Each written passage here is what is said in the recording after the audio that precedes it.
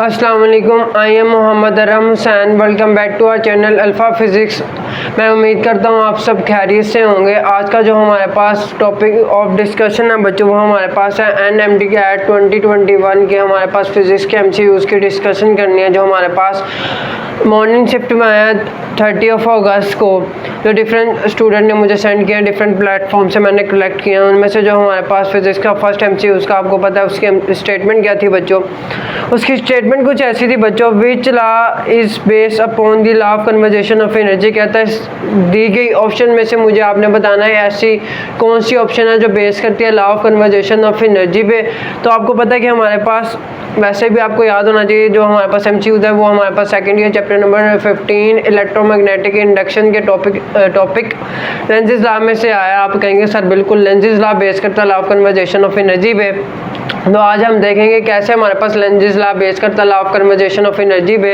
इससे पहले मैं आपको बता देता हूँ कि आपको पता होगा फ्राडेज लॉ क्या होता है बच्चों। फ्राडेज लॉ कुछ हमारे पास ऐसे होता है, E इज इक्वल टू, ये हमारे पास इंड्यूस EMF है, इज इक्वल टू, वो किस पे डिपेंड करते हैं, induce EMF minus n delta phi over delta t. आप कहेंगे बिल्कुल सर इसी पे डिपेंड करती है इंड्यूस EMF। अब मैं आपसे पूछना चाहता हूँ कि हमारे पास ये जो नेगेटिव का साइन है ये किसने एक्सप्लेन किया था। आप कहेंगे नेगेटिव का साइन एक्सप्लेन किया था लेंजेस लॉ ने। अब हम आपको बताते हैं कि हमारे पास उस थ्योरेटिकल MCQs हैं इस टॉपिक में, आपने बच्चों याद रखने हैं। सबसे पहले लेंजेस लॉ 1834 में से 34 को दिया था लेंजेस लॉ ने। इसका पूरा नाम क्या है हमारे पास, लेंस का एनरिच लेंस है, और हमारे पास एक रशियन फिजिसिस्ट है बच्चों। इसने हमारे पास कुछ ऐसे स्टेटमेंट पेश की थी, प्रपोज की थी। इसने कहा था direction of induce current is always as to oppose the change that causes the current. ठीक है बच्चों। इसके बाद मैं आपको बताता हूँ, आपने दो इंपॉर्टेंट कंसेप्ट याद रखने हैं हमारे पास। वो कंसेप्ट क्या, आपने इस चैप्टर में दो टर्म पढ़ी है, एक आपने पढ़ी है इंड्यूस EMF, एक आपने पढ़ी है इंड्यूस करंट। अब आपको पता है जी हमारे पास जो इंड्यूस EMF होती है उसकी कोई स्पेसिफिक डायरेक्शन नहीं होती, जबकि आपको पता है हमारे पास इंड्यूस करंट की कुछ ना कुछ स्पेसिफिक डायरेक्शन होती है। आपके चैप्टर में शॉर्ट आंसर क्वेश्चन दिया। अब मैं आपको बताता हूँ कि हमारे पास लेंजेस लॉ कैसे हमारे पास बेस करता law of conservation of energy पे। आपने सपोज कर लेना कि हमारे पास ये कोई बच्चों हमारे पास एक परमानेंट मैग्नेट है। आपको पता है इस परमानेंट मैग्नेट के दो पोल होते हैं, नॉर्थ पोल होता है, एक हमारे पास बच्चों साउथ पोल होता है। बिल्कुल आपने सही कहा। अब आपने एक बात याद रखेंगे कि हमारे पास जो लेंसेज लाइन है बच्चों हमारे पास क्लोज लूप के लिए वैलिड है। लेंसेज लॉ हमारे पास क्लोज लूप के लिए वैलिड है, जैसे आपको पता है गॉसेस लॉ वैलिड है गॉसियन सरफेस के लिए। ठीक है बच्चों। तो हम देख लेते हैं हमारे पास इधर कोई भी बच्चों एक क्लोज लूप है। Let's suppose this one we have a close loop बच्चों। ये हमारे पास कोई एक क्लोज लूप है, इसके साथ मैंने बच्चों क्या अटैच किया हुआ है, galvanometer. Let's suppose this is galvanometer बच्चों। ये एक कोई गलवानोमीटर है बच्चों। ठीक है बच्चों। ये कोई एक हमारे पास गलवानोमीटर है। गलवानोमीटर क्या करता है, हमारे पास करंट को डिटेक्ट करता है सिर्फ। हमारे पास आपको पता है परमानेंट मैग्नेट कोई अपनी एक magnetic field line, permanent magnetic field line produce करता है। इसकी कुछ मैग्नेटिक फील्ड लाइन बच्चों ऐसी होंगी, आप देख सकते हैं इसमें। अब आपको मैं बता देता हूँ कि हमारे पास जो परमानेंट मैग्नेट है ना, इसकी डायरेक्शन ऑफ मोशन क्या है बच्चों, टुवर्ड द क्लोज लूप। ठीक है, मैं इस परमानेंट मैग्नेट को क्लोज लूप की तरफ लेके जा रहा हूँ। अब आपको पता है जैसे जैसे इस परमानेंट मैग्नेट को मैं क्लोज लूप की तरफ लेके जाऊँगा तो आपको पता क्या होगा, इस क्लोज लूप में से पास होने वाली number of magnetic field line बढ़ेंगी। और number of magnetic field line, आपने मैग्नेटिक फ्लक्स क्या पढ़ा था, number of magnetic field line passing per unit area. तो जब मैग्नेटिक फ्लक्स चेंज करेगा, इसमें से पास होने वाली मैग्नेटिक फील्ड लाइन चेंज करेंगे, तो आपको पता है कि हमारे पास इंड्यूस करंट, एक करंट इंड्यूस होगा। अब आपने मुझे बतानी है उस करंट, इंड्यूस करंट की डायरेक्शन क्या होगी। आप कहेंगे सर दो पॉसिबिलिटी हैं, एक यहाँ तो क्लॉकवाइज हो सकती है, यहाँ तो एंटी क्लॉकवाइज हो सकती है। बिल्कुल यही है। अब आपने मुझे बताना, सबसे पहले मैं सपोज करता हूँ इसमें प्रोड्यूस होने वाले करंट की डायरेक्शन क्या बच्चों, क्लॉकवाइज है, कुछ ऐसी होगी क्लॉकवाइज डायरेक्शन बच्चों। ठीक है बच्चों। ये हमारे पास क्लॉकवाइज डायरेक्शन है बच्चों। अब आपने मुझे बताना है कि हमारे पास ये दो कंसेप्ट बचे, आपने याद रखना है कि हमारे पास ये नॉर्थ पोल है, ये साउथ पोल है। अब आपको पता है कि हमारे पास जब इसमें करंट इंड्यूस होगा, इसमें क्लोज लूप में पैदा होने वाला इंड्यूस करंट जब हमारे पास with the passage of time बच्चों क्या करेगा, वेरी करेगा, कभी इंक्रीज करेगा, कभी डिक्रीज करेगा। तो बच्चों क्या होगा, तो हमारे पास इंड्यूस करंट जब चेंज करता है उसकी वजह से हमारे पास ये लूप अपनी एक मैग्नेटिक फील्ड लाइन क्रिएट करेगा। ठीक है बच्चों, अब मैं ये पूछना चाहता हूँ इस परमानेंट मैग्नेट की तरफ वो क्या नॉर्थ पोल पैदा करेगा कि साउथ पोल जनरेट करेगा।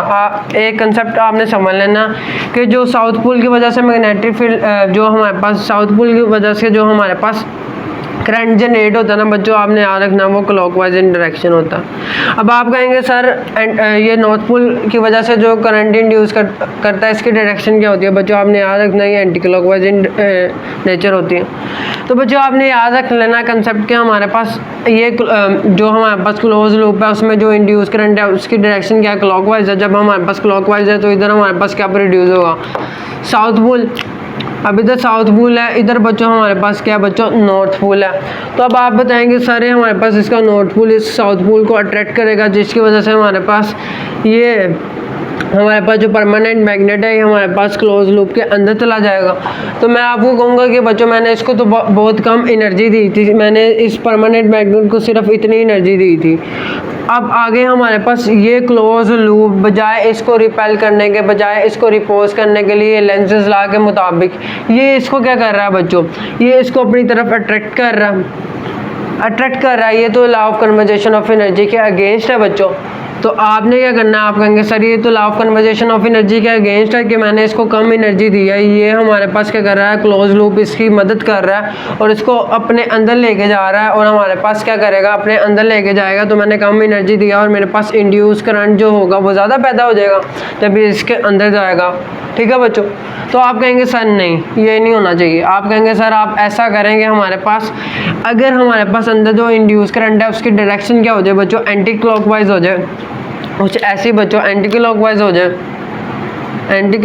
जाए। अब आप कहेंगे सर एंटी क्लॉकवाइज की वजह से हमारे पास परमानेंट मैग्नेट की तरफ क्या बनेगा हमारे पास बच्चों, आपको पता है क्या बनेगा, नॉर्थ पोल, और इधर क्या बनेगा साउथ पोल। अब आप कहेंगे सर हमारे पास ये नॉर्थ को क्या करेगा बच्चों, रिपेल करेगा। तो हमारे पास ये परमानेंट मैग्नेट जो पहले इस तरफ जा रहा था इस क्लोज लूप ने उसको रिपेल करके इस तरफ भेज दिया, तो हमारे पास law of conservation of energy इधर वैलिड हो जाएगा।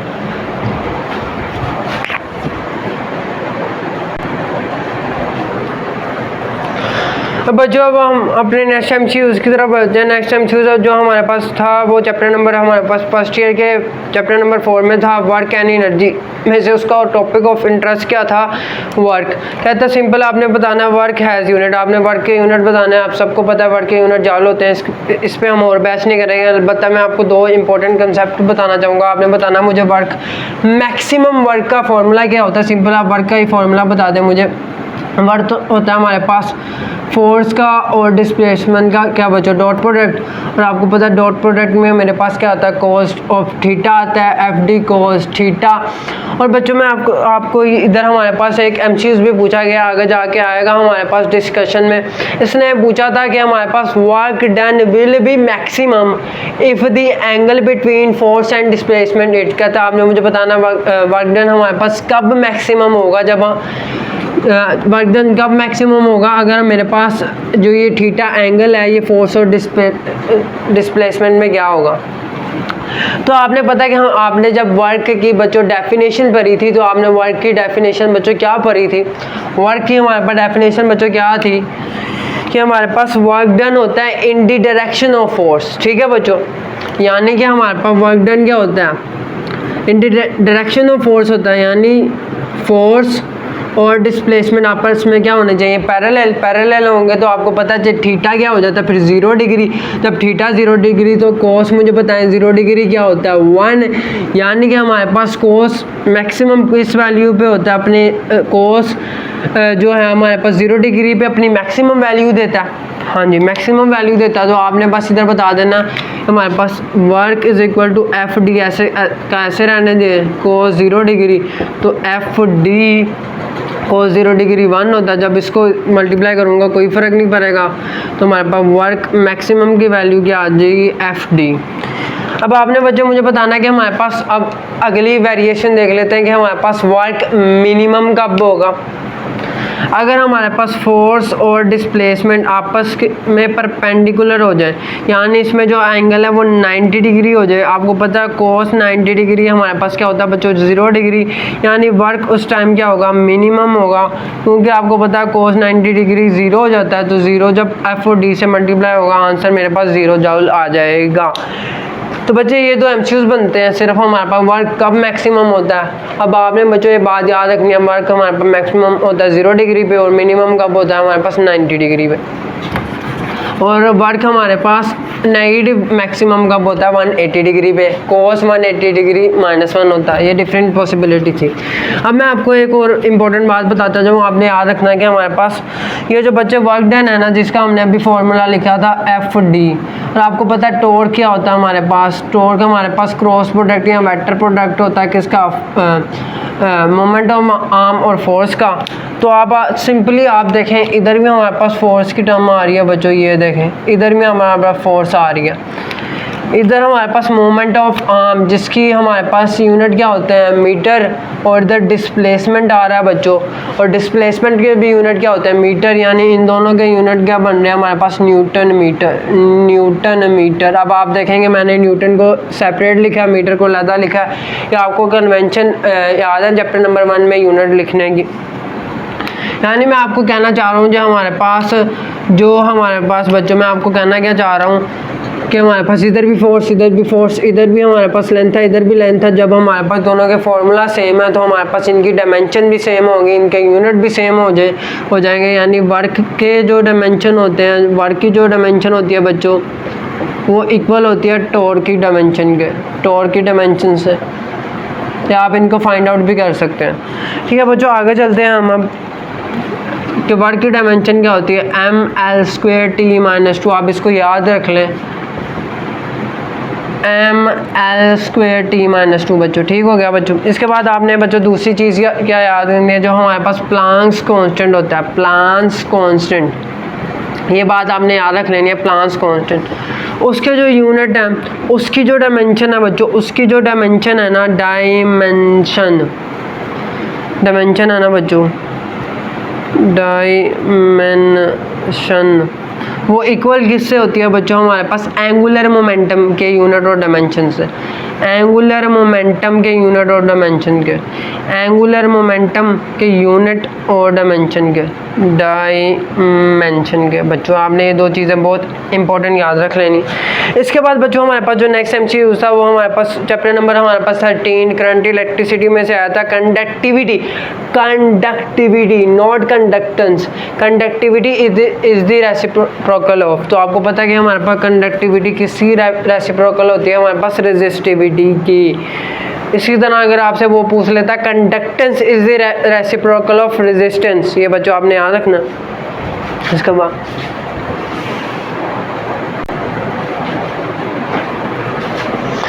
नेक्स्ट MCQs देख लेते हैं। मेरे पास next MCQ chapter number 12 electrostatic में से आया। उसका टॉपिक ऑफ इंटरेस्ट क्या था हमारे पास, कैपेसिटर, और कैपेसिटर के भी कम्बिनेशन उसने पूछे थे। बहुत इंपॉर्टेंट रिजल्ट है बच्चों, हमारे पास कंसेप्चुअल MCQs है। इसमें MCQs को लेवल क्या दूंगा हमारे पास, टफ।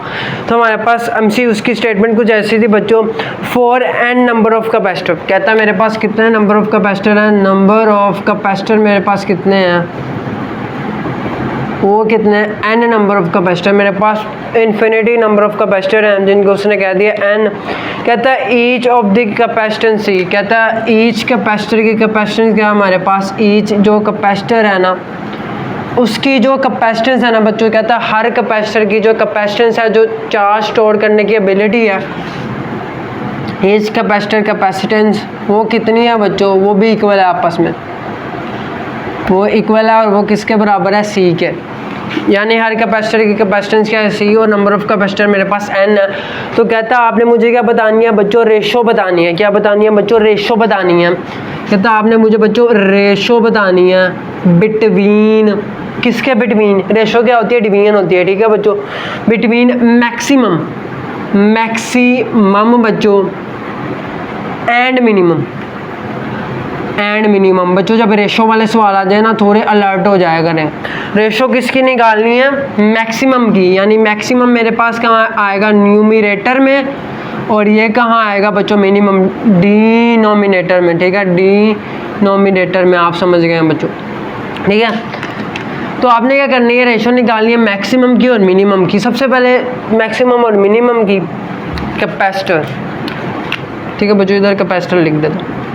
अब आपको पता है कि हमारे पास कम्बिनेशन ऑफ कैपेसिटर कितने पॉसिबल हैं? 2। यहाँ तो हम कैपेसिटर को सीरीज़ में जोड़ सकते हैं, सीरीज़ में जोड़ सकते हैं। यहाँ हम कैपेसिटर को पैरेलल जोड़ सकते हैं बच्चों। ठीक है, तो आपको पता है कि हमारे पास जो कैपेसिटेंस होती है, आपको पता जो हमारे पास कैपेसिटेंस होती है, कैपेसिटेंस होती है कैपेसिटर की, वो मैक्सिमम कब होती है बच्चों? मैक्सिमम होती है वो जब उनको पैरेलल कम्बिनेशन होता है बच्चों, पैरेलल कम्बिनेशन में बच्चों, कम्बिनेशन में।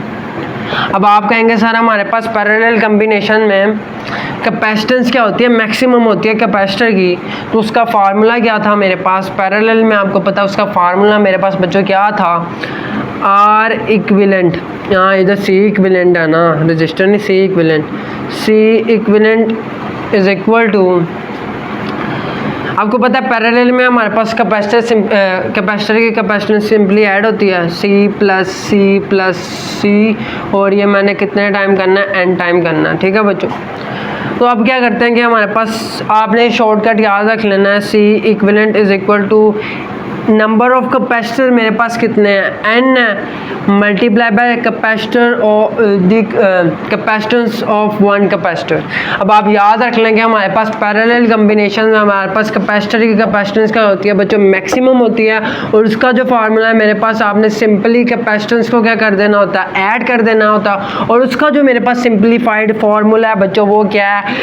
कि हमारे पास इक्विवेलेंट कैपेसिटेंस इक्वल होती है नंबर ऑफ कैपेसिटर कितने हैं आपके पास और एक कैपेसिटर की कैपेसिटेंस। अब बच्चों हम अपने अगले सवाल की तरफ बढ़ते हैं कि हमारे पास इस सवाल का दूसरा पार्ट क्या बच्चों मेरे पास। तब आपको बच्चों ये बात याद होगी कि हमारे पास जो कैपेसिटेंस होती है बच्चों, जो कैपेसिटेंस होती है वो हमारे पास जब हम इसको सीरीज़ में लगाते हैं, सीरीज़ कम्बिनेशन में बच्चों क्या होती है? सीरीज़ कम्बिनेशन में बच्चों क्या हो जाती है? ये मिनिमम हो जाती है, कम्बिनेशन में मिनिमम।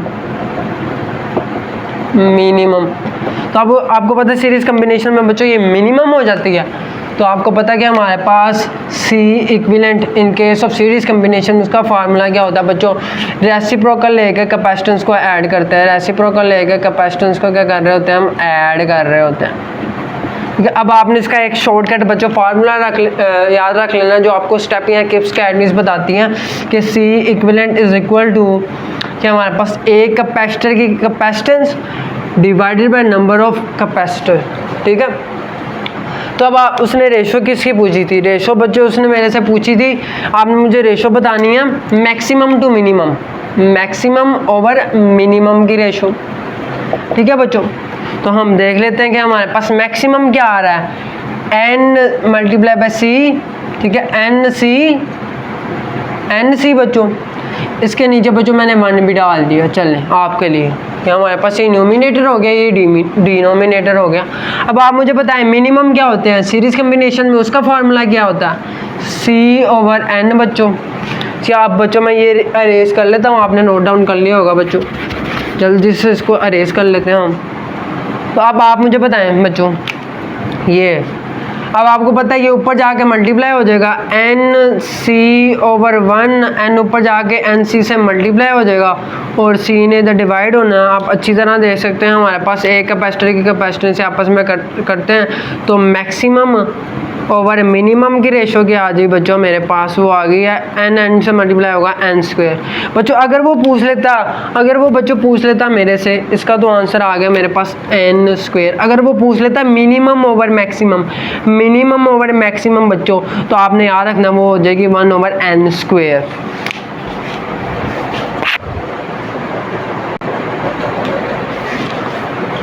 अब बच्चों हमारे पास नेक्स्ट एमसीक्यू उसके बाद जो स्टेटमेंट क्या थी, a moving body need to have. बच्चों ये हमारे पास जो डिफरेंट स्टूडेंट्स हैं, मैंने एमसीक्यूज देखा है हमारे पास एमसीक्यूज की, उन्होंने स्टेटमेंट थोड़ी सी गलती कर दी है। इसकी असल स्टेटमेंट क्या होनी चाहिए थी, a moving body not need to have. कहता जो मेरे पास अ मूविंग बॉडी जो है not need to have, not need to have. बच्चों ऑप्शन हमारे पास क्या थी, अब आपको पता है कि हमारे पास ऑप्शन अभी हम छोड़ते हैं। अब जो हमें डाटा दिया हुआ है ना, जो गिवन डाटा दिया है उससे देखते हैं हमारे पास क्या आंसर बनना चाहिए। आपको पता है मूविंग बॉडी है, मूविंग बॉडी है कि आपको पता है कि हमारे पास काइनेटिक एनर्जी की डेफिनेशन क्या होती है, हमारे पास वो एनर्जी जो हमारे पास इन मोशन होती है, ठीक है। हमारे पास ये बॉडी मूव कर रही है तो इसके पास क्या होगी बच्चों, काइनेटिक एनर्जी। और काइनेटिक एनर्जी का बच्चों फार्मूला क्या होता है, हाफ mv², ठीक है बच्चों। इधर ये मास है, ये वेलोसिटी क्या बच्चों। कहता है कि हमारे पास मूविंग बॉडी के पास काइनेटिक एनर्जी होती है, कहता है मूविंग बॉडी के पास क्या नहीं होना चाहिए, काइनेटिक एनर्जी है ना। अब आपको पता है कि मोमेंटम क्या होता है, ये ऑप्शन में दिया था क्या, उसके पास मूविंग बॉडी के पास काइनेटिक एनर्जी होगी। अब आपने बताना मूविंग बॉडी के पास क्या मेरे पास मोमेंटम होता है। अब आप कहेंगे सर मोमेंटम क्या होता है, आपने पढ़ा था मोमेंटम क्या होता है, mass into velocity. Moving body का मास तो होगा और मूव कर रही है, उसकी वेलोसिटी भी होगी, इसका मतलब उसके पास मोमेंटम भी होगा। और चार्ली ऑप्शन में उसने दिया था वेलोसिटी, वेलोसिटी, वेलोसिटी। तो आपको पता है मूविंग बॉडी के पास काइनेटिक एनर्जी भी है due to its motion, momentum भी है due to its mass and velocity तो ऑफ कोर्स इसके पास होगी। इसके पास क्या नहीं होगा, मूविंग बॉडी के पास पोटेंशियल एनर्जी नहीं होगी, क्योंकि आपको पता है पोटेंशियल एनर्जी की डेफिनेशन क्या पड़ी, energy stored by a body due to its position और height is called potential energy. और पोटेंशियल एनर्जी का हमने फॉर्मूला क्या पढ़ा था, mgh। हाँ हम ये कह सकते हैं कि हमारे पास moving body not to have potential energy, simple is that. अब बच्चों ने क्या लिख के भेजा हुआ था, moving body need to have, need to have क्या होना चाहिए उसके पास, भाई काइनेटिक एनर्जी होनी चाहिए, मोमेंटम होना चाहिए, वेलोसिटी होनी चाहिए। तो सही है स्टेटमेंट बन गया moving body not to have, ठीक है बच्चों।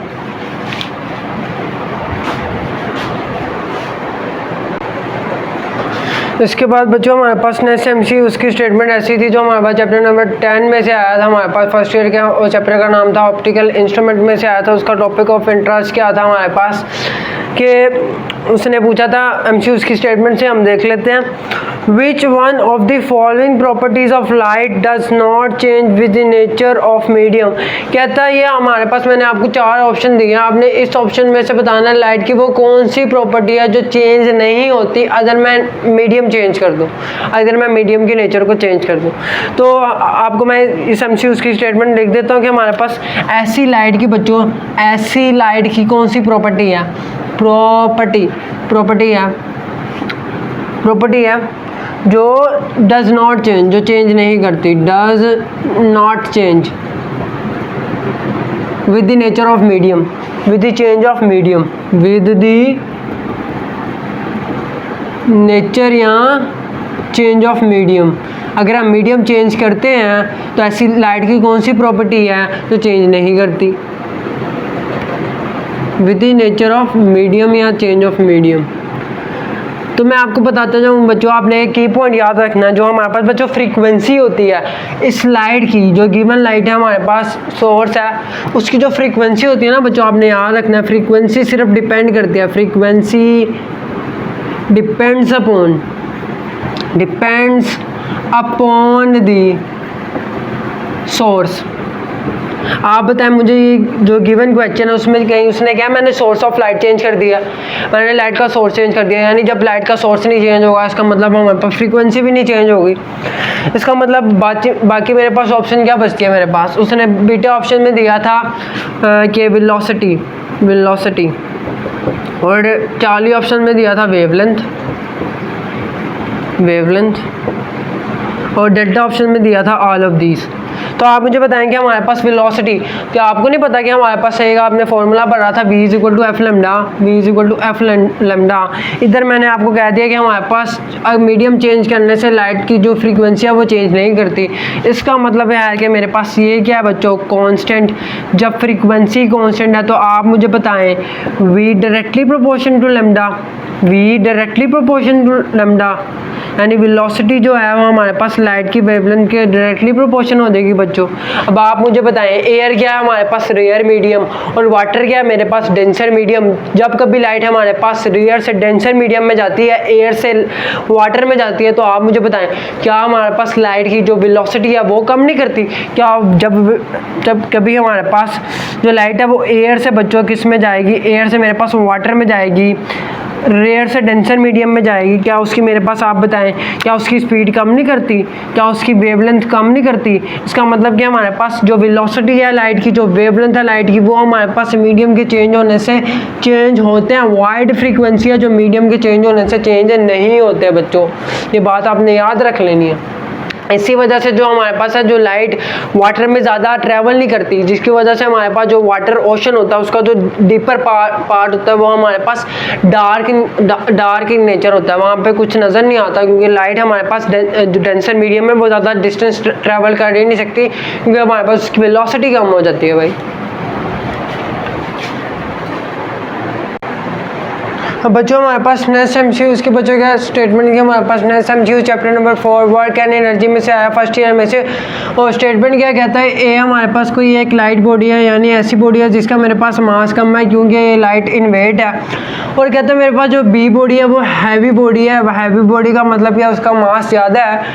तो आपने मुझे बताना है कि हमारे पास अगर इनकी इक्वल ट्रांसलेशनल काइनेटिक एनर्जी हो, देन सबसे पहले जो जब मैंने एमसीक्यूज देखा था तो मैंने सोचा था हमारे पास ट्रांसलेशनल काइनेटिक एनर्जी का फार्मूला क्या होता है?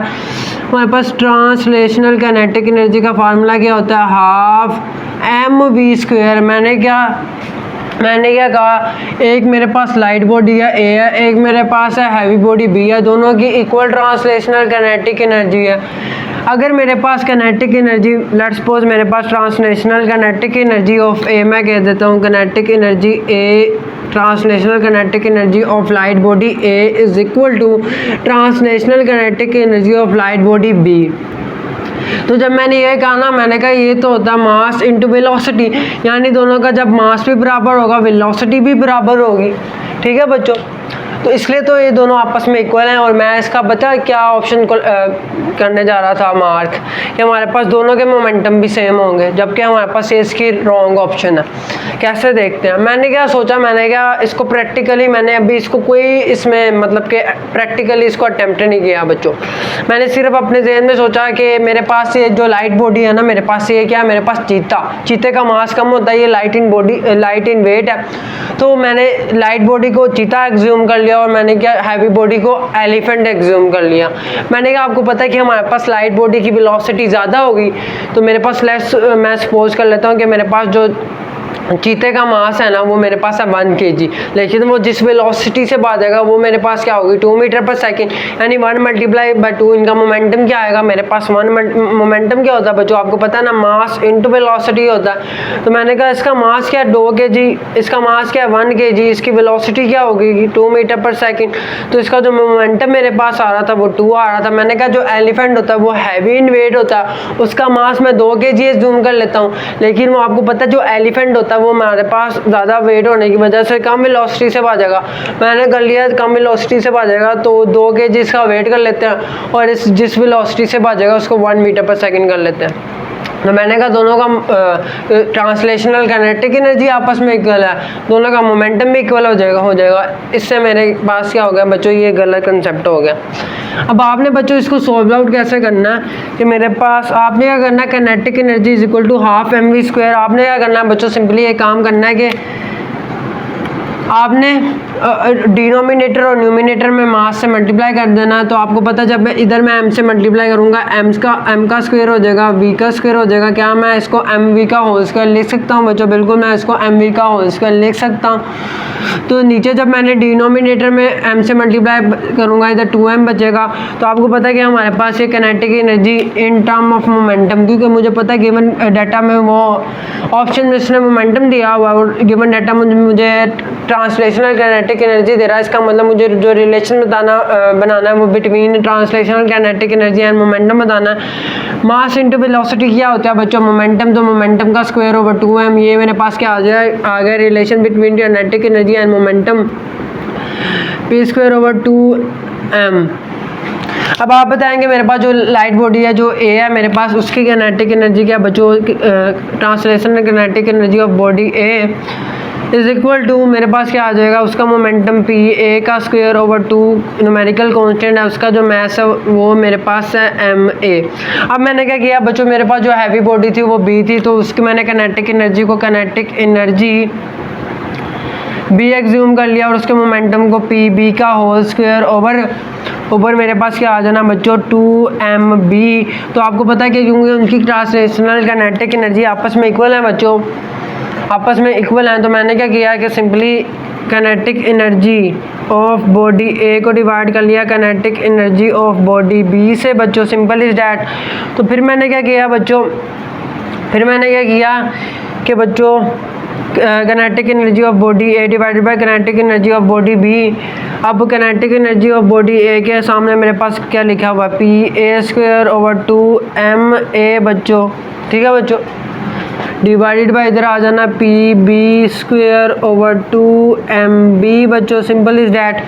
अब आपने मुझे बताना है कि हमारे पास 2mb क्या होगा, ऊपर जाके मेरे पास ये वाली पूरी क्या हो जाती है बच्चों, ये जो मेरे पास है बच्चों, ये जो चीज़ है ऊपर जाकर रेसिप्रोकल हो जाती है, तो मेरे पास पी ए का स्क्वायर बच्चों ओवर 2mb ऊपर जाके मल्टीप्लाई होगा और नीचे मेरे पास आ जाएगा पी बी का स्क्वायर बच्चों। अब आपको पता क्योंकि इनकी ट्रांसलेशनल काइनेटिक एनर्जी आपस में इक्वल है, तो ये हमारे पास आपस में कट गया, हमारे पास आंसर 0 नहीं आएगा, मेरे पास आंसर बच्चों इधर 1 आ जाना है कुछ। तो अब आपको पता है कि हमारे पास, अब मैं ऊपर वाला ही ये चीज़ मिटा देता हूँ बच्चों, इसको मैंने बच्चों इरेज कर लिया, सिंपली इज डैट।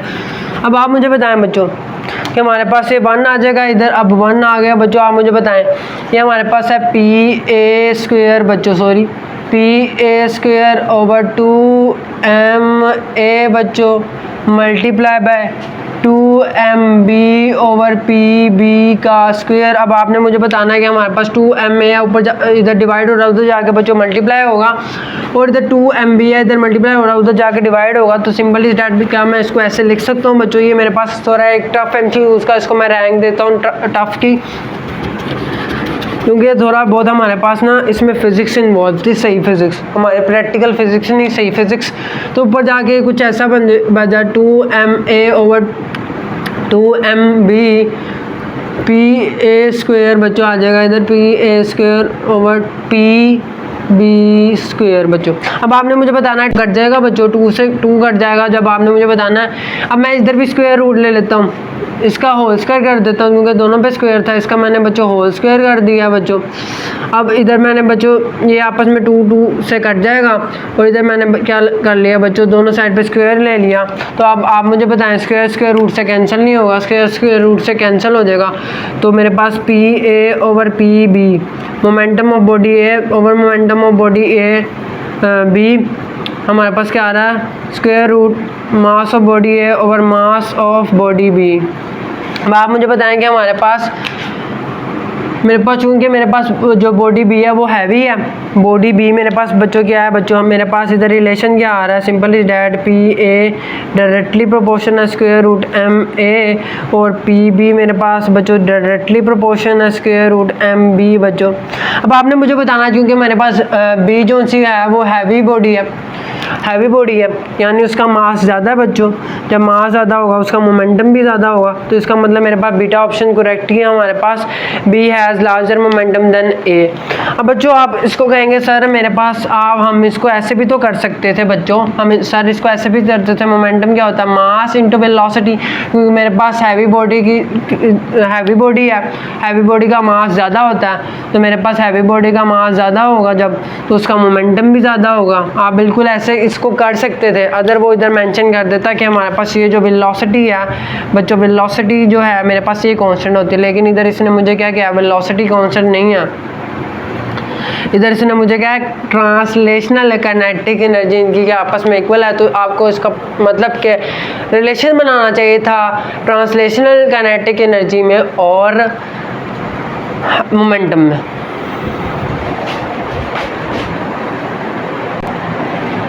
इसके बाद बच्चों हम अपना नेक्स्ट एमसीक्यू देख लेते हैं। मेरे पास नेक्स्ट एमसीक्यू सेकंड ईयर में से आया है, चैप्टर नंबर 21 न्यूक्लियर फिजिक्स में से आया है बच्चों। और हमारे पास इसका टॉपिक ऑफ इंटरेस्ट क्या था, हमारे पास चैप्टर नंबर 21 का लास्ट टॉपिक था हमारे पास एलिमेंट्री पार्टिकल। तो आपने याद रखना है कि हमारे पास एमसीक्यूज की स्टेटमेंट क्या थी, टोटल क्वार्क्स आर अल्फा में से क्या है कि हमारे पास टोटल क्वार्क्स में आपको बताता जाऊँ वो 6 नंबर होते हैं, यानी टोटल क्वार्क्स कितने होते हैं, 6 होते हैं बच्चों। अब कैसे मैं बताता हूँ, आपने एलिमेंट्री पार्टिकल में पढ़ा होगा, एलिमेंट्री पार्टिकल में आपने पढ़ा होगा कि हमारे पास क्वार्क्स कितने होते हैं, 6 होते हैं। एक बच्चों अप होता है, एक डाउन होता है, एक अप होता है, एक डाउन होता है। एक आपको पता है स्ट्रेंज होता है, स्ट्रेंज होता है, स्ट्रेंज होता है। एक आपको पता है चार्म होता है, चार्म होता है। और दूसरा हमारे पास बच्चों है बॉटम है, एक बॉटम भी होता है, बॉटम डाउन। ठीक है बच्चों, यानी हमारे पास क्वार्क्स कितने होते हैं, 6 होते हैं। अप डाउन अप डाउन, एक मिनट, अप डाउन, क्या इसके बाद आ जाना अप डाउन, एक आपने बुक में से देख लेना। ठीक है बच्चों, 6 होते हैं तकरीबन, एक मुझे याद भूल गया, सॉरी। तो आपने बच्चों आगे क्या याद रखना कि हमारे पास जिनसे हमारे पास प्रोटॉन का पता है ना आपको बच्चों, प्रोटॉन, प्रोटॉन जिसके ऊपर मेरे पास पॉजिटिव चार्ज होता है, जो कि मेरे पास न्यूक्लियस में होता है, वो आपने याद रखना कि हमारे पास 2 अप 1 डाउन से बनता है, 2 अप प्लस 1 डाउन मिलके हमारे पास क्या बनाते हैं, प्रोटॉन। जबकि आपको पता है कि हमारे पास जो न्यूट्रॉन होता है बच्चों, जो न्यूट्रॉन होता है, न्यूट्रॉन होता है, वो आपको पता है कि हमारे पास 2 डाउन 1 अप से बनता है, 2 डाउन 1 अप से बनता है, 2 डाउन प्लस 1 अप से बनता है बच्चों। ठीक हो गया। इसके बाद मैं आपको ये सजेस्ट करूंगा चैप्टर नंबर 21 न्यूक्लियर फिजिक्स, पूरा थ्योरेटिकल एक हमारे पास चैप्टर है, उसमें से आपने क्या करना, जो भी आपके PMC MDCAT national MDCAT में टॉपिक है, आपने उनको रीडिंग कर लेनी है, आपके एमसी उधर से क्लियर हो जाएंगे बच्चों। जो मैं एक बार बोल रहा था वो हमारे पास था टॉप। ठीक है, आपको मैंने बताया कि हमारे पास टोटल क्वार्क्स कितने होते हैं, 6 होते हैं, वो मैंने सारे इधर लिख दिए। इसके बाद मैंने आपको बताया कि हमारे पास ये कहाँ से आया, एलिमेंट्री पार्टिकल से एमसीक्यूज आया। आपने याद रखना है कि प्रोटॉन 2 अप प्लस 1 डाउन से बनता है, जबकि न्यूट्रॉन 2 डाउन प्लस अप से बनता है बच्चों। इसके बाद हमारे पास हम अपने नेक्स्ट एमसीक्यूज की तरफ बढ़ते हैं बच्चों। नेक्स्ट एमसीक्यूज हमारे पास एमसीक्यूज हमारे पास एक टफ एमसीक्यूज है, जिसको मैं रैंक करूँगा कि हमारे पास ये ऐसा एमसीक्यूज है जो आपको थोड़ा बहुत टफ टाइम दे सकता है। ये हमारे पास जो एमसीक्यूज है हमारे पास चैप्टर नंबर तकरीबन 4 में से आया है, फर्स्ट ईयर के वर्क एंड एनर्जी में से। मैं इसकी पहले स्टेटमेंट लिख लेता हूँ, फिर मैं आपको इस एमसीक्यूज की क्लियर करता हूँ बच्चों। आप देख सकते हैं हमारे पास एमसीक्यूज की स्टेटमेंट क्या है बच्चों। हमारे पास एमसीक्यूज की स्टेटमेंट है, इसको मैंने 2 पोर्शन में डिवाइड किया है, क्योंकि हमारे पास इसने रेशो का एक क्वेश्चन है बच्चों, डिवीजन बेस्ड क्वेश्चन है एक हमारे पास, क्योंकि हमारे पास इसमें की पॉइंट क्या आ रहा है बच्चों, कंपेयर्ड, क्या आ रहा है, कंपेयर्ड का की पॉइंट आ रहा है। तो इसको मैंने 2 पोर्शन में बच्चों डिवाइड कर लिया। सबसे पहले पोर्शन को हम अंडरस्टैंड करते हैं, वो कहना क्या जा रहा है बच्चों, कह रहा है energy required to accelerate a car. कहता मेरे पास कोई एक, आप इमेजिनेशन में एग्जूम कर लें, मेरे पास कोई एक कार थी, उसको मैंने एनर्जी दिया, तो हमारे पास एनर्जी दिया, वो एक्सेलरेट किया उस एनर्जी से। कोई मेरे पास एक कार थी, उसको मैंने एनर्जी दी, उस एनर्जी की मदद से वो एक्सेलरेट किया, कहाँ से लेके कहाँ तक, 10 मीटर पर सेकंड से लेके 20 मीटर पर सेकंड तक। हमारे पास ये जो एनर्जी मैंने कार को दिया, जिसकी वजह से वो एक्सेलरेट हुई है 10 मीटर पर सेकंड से लेके 20 मीटर पर सेकंड से। आपको पता है कि हमारे पास कार क्या करती है, मूव कर गया। मूविंग कार के पास क्या होती है, काइनेटिक एनर्जी। इसका मतलब जितनी भी मैंने उसको एनर्जी दिया, वो मेरे पास क्या होगी, काइनेटिक एनर्जी होगी। तो मैं लिख देता हूँ कि हमारे पास kinetic energy in case of A, ठीक है बच्चों, वो कितनी होगी मेरे पास, हाफ mv/f² इनिशियल वेलोसिटी का स्क्वायर माइनस हाफ mvi² बच्चों। ठीक है बच्चों, इसके बाद हम अपने नेक्स्ट स्टेटमेंट की जानी बढ़ते हैं, पोर्शन की जानी बढ़ते हैं। उसमें कहता है आपने इसको कंपेयर करना है विद डैट ऑफ, किसके साथ कंपेयर करना है, इसको मैंने जब एक्सेलरेट किया उसी सेम कार को, यानी मैंने कार चेंज नहीं की, यानी कार का मैच चेंज नहीं होगा, कंपेयर किया to accelerate from 0 to 0 to 10 metre पर सेकंड। कहता है आपने इसको किसके साथ कंपेयर करना है कि हमारे पास अगर एक कार है उसको मैंने एक्सेलरेट किया है 10 मीटर पर सेकंड से लेकर 20 मीटर पर सेकंड तक एक्सेलरेट किया, तो आपने उस केस में बतानी है इसको कितनी एनर्जी चाहिए होगी, इसको कितनी काइनेटिक एनर्जी चाहिए होगी। इस केस को मैंने ए कह दिया। फिर कहता है आपने इस केस को कंपेयर करना है किसके साथ, अगर मैं एक कार को एक्सेलरेट करता हूँ उसी सेम कार को मैं क्या कर रहा हूँ बच्चों, एक्सेलरेट कर रहा हूँ, यानी कार मैंने चेंज नहीं की, कार का मैस नहीं चेंज होगा। 0 से लेकर 10 मीटर पर सेकंड तक मैंने उसको एक्सेलरेट किया, जब कार को उस टाइम इसको कितनी एनर्जी चाहिए होगी बच्चों, तो मैंने इसको लिख दिया kinetic energy in case of B will be is equal to half M V prime का स्क्वायर। ठीक है बच्चों, क्योंकि आपको पता है कि हमारे पास इधर कोई और मेरे पास वेलोसिटी थी किसी और रेट से चेंज हो रही थी, इधर किसी और रेट से चेंज हो रही है। माइनस हाफ न्यूमेरिकल कांस्टेंट है, मैथ चेंज नहीं हुआ क्योंकि कार चेंज नहीं हुई, वी प्राइम का स्क्वायर। अब मैं क्या करता हूँ, सिंपल इसको कंपेयर करने का मतलब रेशो लेनी है, रेशो लेने का मतलब डिवीजन करना, kinetic energy of A over kinetic energy of B, sorry excuse me, इसको मैंने डिवाइड किया बच्चों। ठीक है, इसको मैंने डिवाइड किया प्रॉपर। ठीक है बच्चों, ये देखें। अब मैं क्या करता हूँ, मुझे पता है कि हमारे पास कार नहीं चेंज की, यानी हमारे पास जो मास है वो सेम है। मैंने हाफ एम जो कि कॉमन आ रहा था न्यूमिनेटर में से, मैंने वो कॉमन ले लिया, वी एफ का स्क्वायर माइनस वी आई का स्क्वायर बच्चों। नीचे भी मुझे पता है कि मेरे पास हाफ और मास कॉमन आ रहा, तो मैंने लिख लिया हाफ और मास वी एफ प्राइम का स्क्वायर, क्योंकि मुझे पता है कि हमारे पास वेलोसिटी फाइनल डिफरेंट है, इनिशियल डिफरेंट है दोनों केस में, वी इनिशियल प्राइम का स्क्वायर। अब आपको पता है कि हमारे पास न्यूमिनेटर में उधर भी हाफ एम है, डिनोमिनेटर में भी हाफ एम है, ये एक दूसरे से कैंसिल आउट हो जाएंगे। तो अब मैं इसको मिटा रहा हूँ बच्चों क्वेश्चन की स्टेटमेंट को। अब देखते हैं कि हमारे पास क्या होता है बच्चों। Kinetic energy of body A over kinetic energy of body B, kinetic energy of body A over kinetic energy of body B is equal to बच्चों मेरे पास आ जाएगी ये बच्चों। मैंने प्राइम क्यों लगाया है, कोई हमारे पास कोई ऐसा बच्चा ना हो जो समझे कि हमारे पास, हालांकि उसने क्वेश्चन में डिफरेंट वैल्यूज़ दी हैं, इनिशियल और फाइनल वेलोसिटी थी, लेकिन फिर भी प्रेशर में और स्ट्रेस में वो इन दोनों को भी काट सकता है। जैसे मैंने हाफ एम को काट लिया, तो मेरे पास क्या ऊपर बचेगा, वी फाइनल मेरे पास क्या थी बच्चों, वो मेरे पास थी बच्चों 10 मीटर पर सेकंड से 20 मीटर पर सेकंड गया था, तो वो मेरे पास आ जाएगी 20 मीटर पर सेकंड का स्क्वायर, यानी 20 का स्क्वायर माइनस मेरे पास क्या आ जाएगा बच्चों 10 का स्क्वायर बच्चों। Simple is that. नीचे मेरे पास आ जाएगा कि उसने 0 मीटर पर सेकंड से गया था 10 मीटर पर सेकंड, मेरे पास इधर आ जाएगा 10 का स्क्वायर माइनस 0 का स्क्वायर बच्चों। ठीक है बच्चों, तो सिंपली डैट अब मेरे पास सॉल्व होने वाला है। तो आप इधर देख सकते हैं मेरे पास 20 का स्क्वायर मेरे पास क्या आएगा बच्चों 400 माइनस 10 का स्क्वायर 100 आ जाएगा।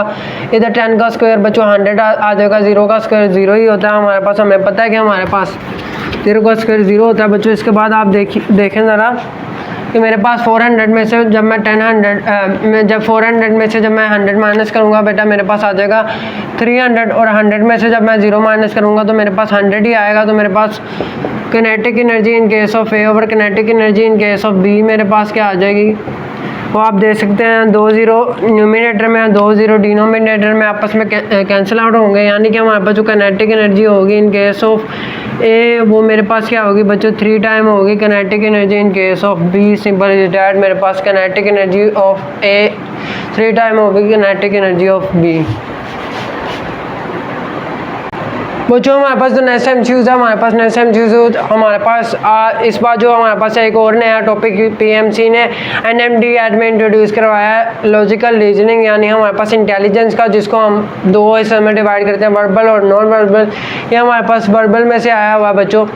इस एमसीक्यूज की स्टेटमेंट क्या पढ़ते हैं बच्चों, क्या हमारे पास pick the odd one out. Odd one out का मतलब क्या होता है बच्चों, नीचे दी गई ऑप्शन में से आपको जो सबसे डिफरेंट ऑप्शन लगती है आपने वो सिलेक्ट करनी है। काफ़ी बच्चों को इसका मतलब ही नहीं समझ होता है ऑड वन आउट, और मैं आपको बताता जाऊँ इसको। सबसे पहले हम लिख लेते हैं ऑड वन आउट का मतलब क्या होता है बच्चों, डिफरेंट। नीचे दी गई ऑप्शन में आपको सबसे स्ट्रेंज सबसे डिफरेंट ऑप्शन कौन सी लगती है बच्चों, आपने वो सिलेक्ट करनी होती है। तो बच्चों ये हमारे पास ऐसे MCQ ना सिर्फ हमारे पास पाकिस्तान एयरफोर्स के हमारे पास टेस्ट में आते हैं, नेक्स्ट में भी आते हैं और GK प्यास में भी आते हैं, डिफरेंट एंट्री टेस्ट में आते हैं बच्चों। ये पेट्स वाले हैं जो मस्ट आते हैं। इसके बाद अगर हम ऑप्शन को ऑब्जर्व करते हैं तो हम क्या देखते हैं बच्चों कि हमारे पास फर्स्ट ऑप्शन मेरे पास अल्फ़ा क्या हार्ट, हार्ट मुझे पता है कि हमारे पास ह्यूमन बॉडी का ऑर्गन है ये, और आपको पता है बीटा में लंग्स है, वो भी एक ऑर्गन है हमारे पास। चार्ली में मेरे पास किडनी है, यानी हमारे पास अल्फ़ा बीटा चार्ली हमारे पास ह्यूमन बॉडी के क्या है डिफरेंट ऑर्गन है बच्चों, ऑर्गन है। लेकिन अगर मैं ऑब्जर्व करूँ कि डेल्टा ऑप्शन मुझे दी गई है लाइव, लाइव हमारे पास एक ऐसी बच्चों मेरे पास एक टर्म है, एक ऐसी मेरे पास टर्मिनोलॉजी है जिसकी अभी तक हम आजकल के साइंटिस्ट इसको प्रॉपर्ली डिफाइन नहीं कर सके। तो हमारे पास ऑड एंड आउट क्या होगा, हमारे पास लाइव इसमें से डिफरेंट है। इसके बाद बच्चों इसके बाद हम देख लेते हैं हमारे पास नेक्स्ट MCQs हमारे पास chapter number 18 electronics second year में से आया, और उसका टॉपिक ऑफ इंटरेस्ट क्या था, रेक्टिफिकेशन। रेक्टिफिकेशन की हम डेफिनेशन भी रिवाइज कर लेते हैं।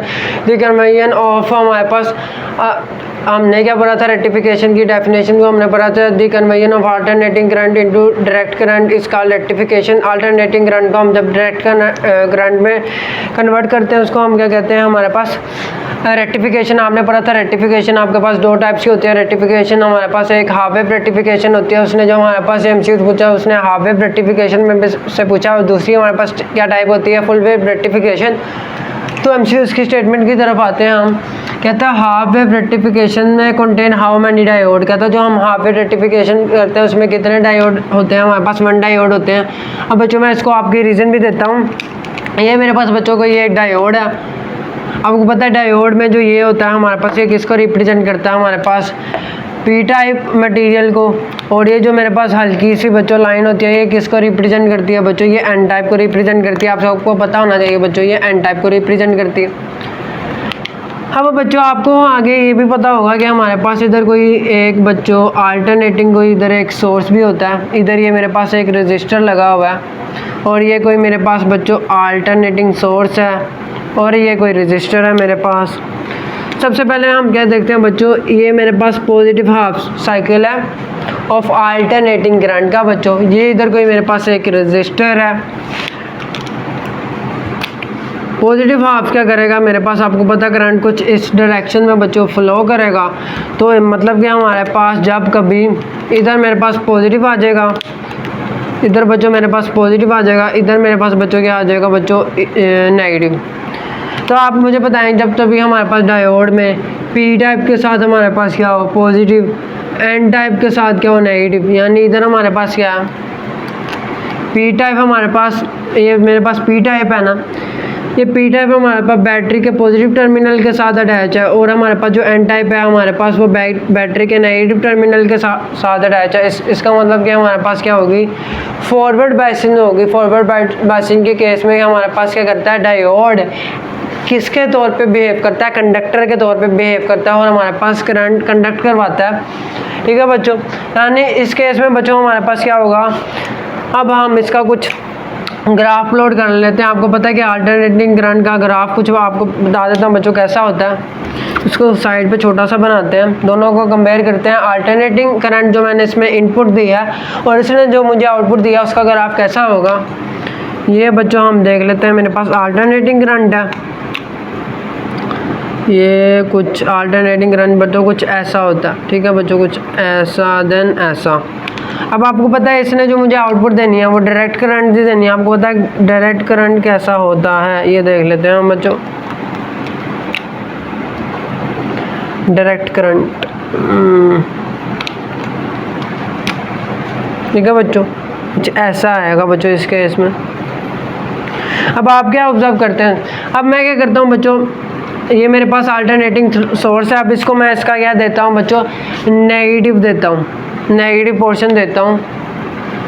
तो आपको पता है बच्चों अब क्या होना है, देखते हैं ऑब्जर्व करते हैं बच्चों क्या होता है। अब नेगेटिव मैंने दिया, आपको पता है इधर क्या हो जाएगा, मेरे पास नेगेटिव आ जाएगा, इधर मेरे पास पॉजिटिव आ जाएगा। यानी आपको पता है कि हमारे पास करंट कैसे फ्लो करेगा, इधर बच्चों मेरे पास नेगेटिव आ जाना, सॉरी इधर मेरे पास बच्चों पॉजिटिव हो जाना। अब आपको पता है कि करंट मेरे पास कैसे फ्लो करेगा, एंटी क्लॉकवाइज डायरेक्शन में। अब आपको पता है ये पी टाइप है, पी टाइप मेरे पास बैटरी के नेगेटिव टर्मिनल के साथ अटैच है, एन टाइप मेरे पास बैटरी के पॉजिटिव टर्मिनल के साथ अटैच है। इधर क्या होगी मेरे पास रिवर्स बायसिंग, रिवर्स बायसिंग में आपको पता है ये जो डायोड है वो किसके तौर पे बिहेव करता है, हमारे पास इंसुलेटर के तौर पे बिहेव करता है, हमारे पास करंट कंडक्ट नहीं करवाता। तो आपको पता है कि हमारे पास पॉजिटिव हाफ साइकिल था तो उसने करंट कंडक्ट करवाया और मेरे पास कुछ ये डायरेक्ट करंट बन गया। ये अल्टरनेटिंग करंट का ग्राफ है जो मैंने इसको इनपुट दिया और इसने जो आउटपुट दिया उसका ग्राफ कुछ ऐसा है बच्चों, ठीक है। अब आपको पता है जब इसका नेगेटिव फेज आएगा, नेगेटिव फेज में आपको पता है कि हमारे पास इंसुलेटर के तौर पे बिहेव करेगा डायोड और हमारे पास करंट कंडक्ट नहीं करवाएगा। तो इधर मैंने आपको बता दिया, इधर मेरे पास कोई रिजल्ट नहीं मुझे आउटपुट मिला तो इधर मैंने इसको ऐसे कर दिया। अब आपको मैं इंपॉर्टेंट एमसीक्यूज बताता जाऊँगा। ये तो आपको पता चल गया है कि हमारे पास हाफ वेव रेक्टिफिकेशन में हमें कितने डायोड चाहिए होते हैं, 1 डायोड चाहिए होता है। अब मैं आपसे पूछता हूँ कि बच्चों बताएं कि हमारे पास ये अल्टरनेटिंग करंट की फ्रीक्वेंसी है और ये हमारे पास डायरेक्ट करंट की फ्रीक्वेंसी है। तो आपने याद रखना है कि हमारे पास हाफ वेव रेक्टिफिकेशन में फ्रीक्वेंसीज रिमेन सेम, ठीक है बच्चों। इसके बाद हम आपको इसके दूसरे पॉसिबल एमसीक्यूज बता देता हूँ।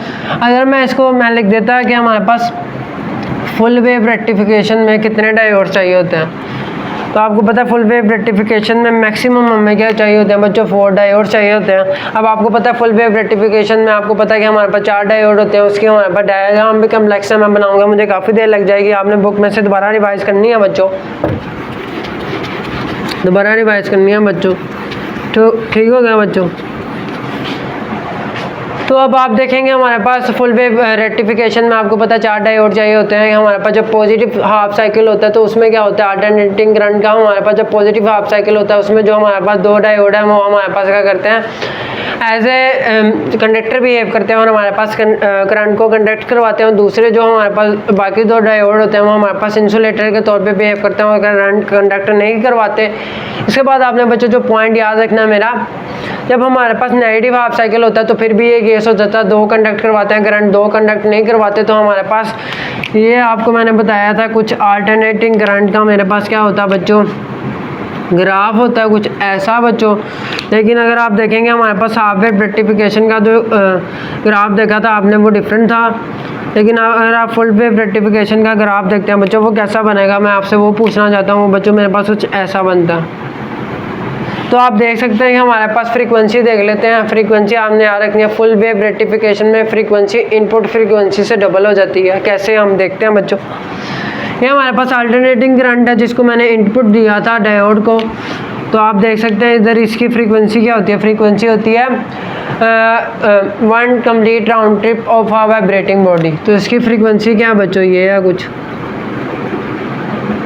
इसकी फ्रीक्वेंसी क्या होगी बच्चों, नंबर ऑफ वेव पासिंग पर सेकंड। तो ये मेरे पास एक फुल वेव है बच्चों, ठीक है बच्चों। अब देखेंगे हमारे पास, ये देखें ये एक मेरे पास बच्चों क्या है, इसको मैं ब्लैक से आपको दिखाता हूँ बच्चों। ये देखें ये मेरे पास बच्चों एक वेवलेंथ है, जबकि इसमें देखें हमारे पास ये एक वेवलेंथ कैसे ट्रैवल कर रही है।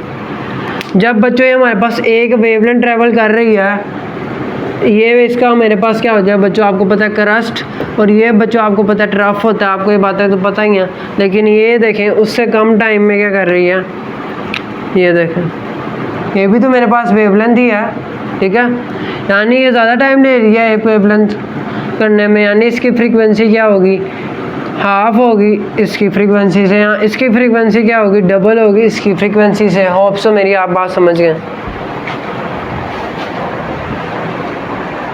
और बच्चों ये मैं आपको बताता जाऊँ, एक हमारे पास एमसीक्यूज नस्ट में आया था, नस्ट ने इस एमसीक्यूज को कैसे पूछा था, उसने पूछा था आपने मुझे बताना है diodes minimum diode are required in full wave rectification. उसका आंसर आप नोट डाउन कर लें। मैक्सिमम जो फुल वेव रेक्टिफिकेशन में डायोड चाहिए होते हैं वो 4 चाहिए होते हैं, लेकिन जो मिनिमम डायोड चाहिए होते हैं इन फुल वेव रेक्टिफिकेशन वो 2 चाहिए होते हैं। कैसे, एक डायोड हमारे पास क्या करेगा, वो करंट क्या करेगा, कंडक्ट करवाएगा, दूसरा डायोड करंट को कंडक्ट नहीं करवाएगा।